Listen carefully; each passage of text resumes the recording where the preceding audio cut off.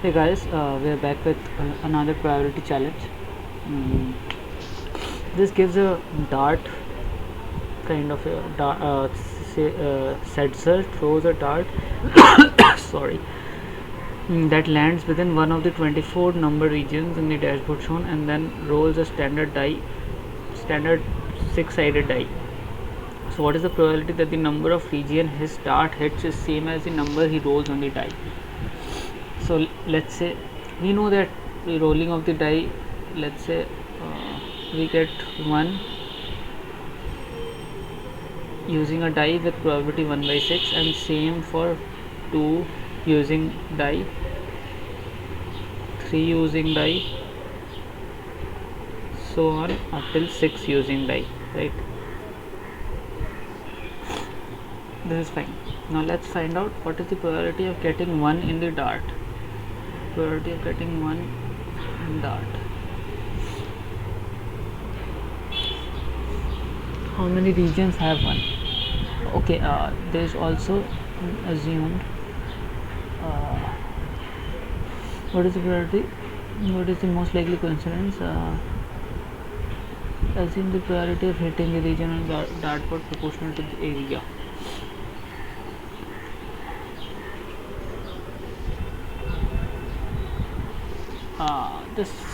This question seems a bit incomplete without the radius given, but I've solved this question before, so in that we used this radius scheme. So r1 equal to 1, r2 equal to 2, r3 equal to 3. Basically this is there is a cut the knot PDF in which I solved this question. So yeah, anyways, doesn't matter much. Let's say these are the radius, because without radius you cannot find out the area, and they have said assume the probability of a region of the dartboard is proportional to its area, right? So how many regions have 1? This one, so pi into 1 squared, plus this has 1, this has 1, so 2 into pi 1 squared, right?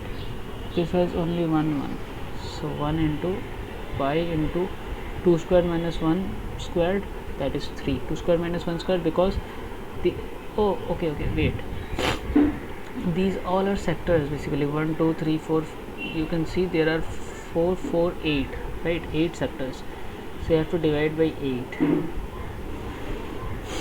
These are 1 2 3 4 5 6 7 8, again and again 8, so basically every time you have to divide it by 8.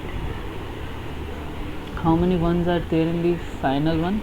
3 squared minus 2 squared, 1 into pi by 8, this is, and 3 squared minus 2 squared is basically the area.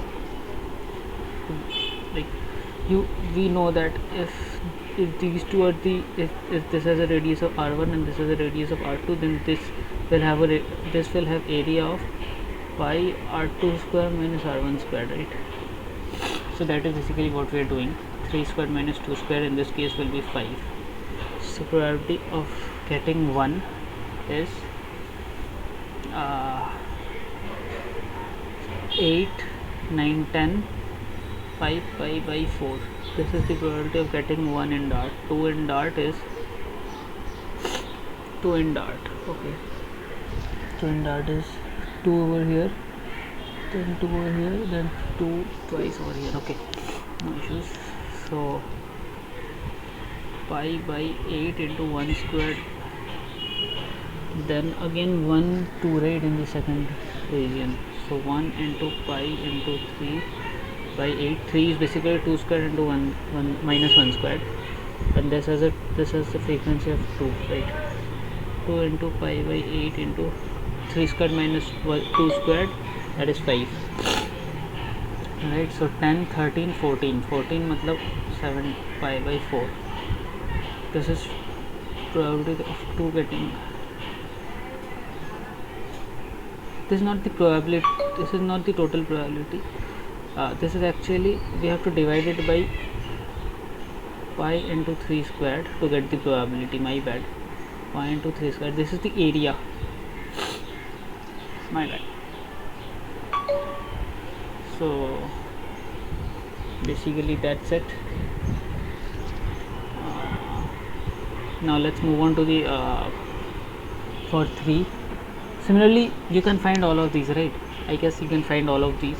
I'll show you for 3 also. Pi 3 squared 2 into, okay, and here it's only 1. So you are getting how each of it is done, right? We will find the area of 3 divided by area of total, and area of total is always pi 3 squared, and hence we'll get all these probabilities.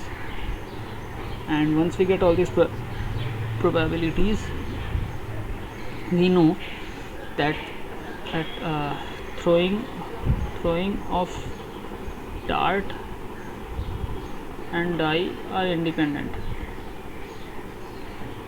Hence we can like if PA intersection B equals to PA into PB, if A and B are independent, we know this, right?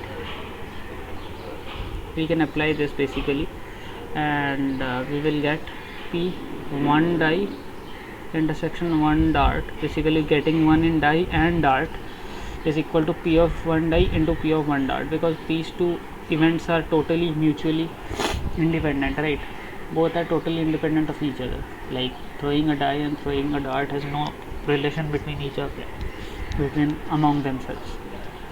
And also you will get the probability of each similarly like this, and I guess then you can solve the question.